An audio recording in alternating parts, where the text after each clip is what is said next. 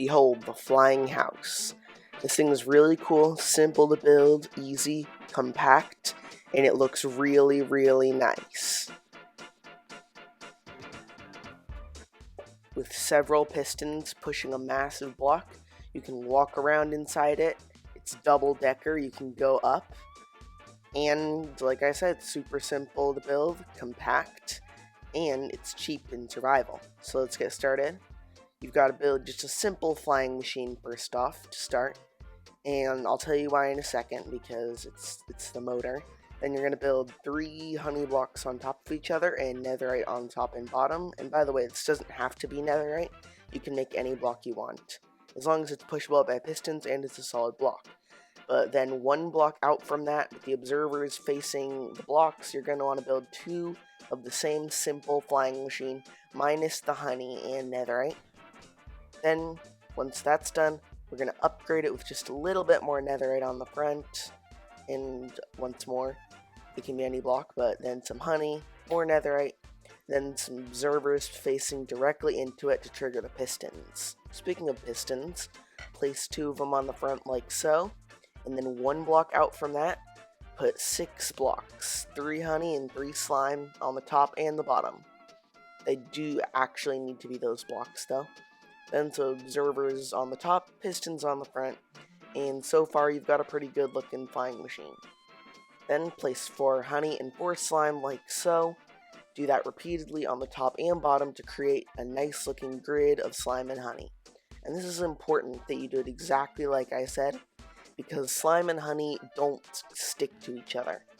So each piston is only actually pushing 12 blocks, because 4 plus 4 plus 4, or 4 times 3 is 12.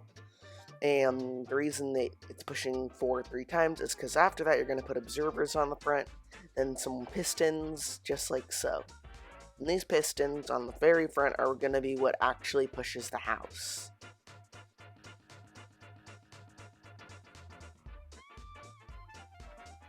Once you're done, you should get something that looks like this.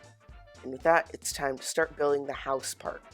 Now you can actually build this however you want, and you don't need to do exactly what I'm doing. Just make sure that you build it 1 block out from the pistons like I am doing. That way you're only pushing 12 blocks per piston, like I said earlier. And be sure to have no airspace if you're going to add a front.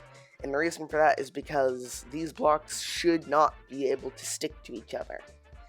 And since they can't stick to each other, then, the front is independent. So if you push the entire thing except the front, then there's going to be a problem. The entire thing is going to implode.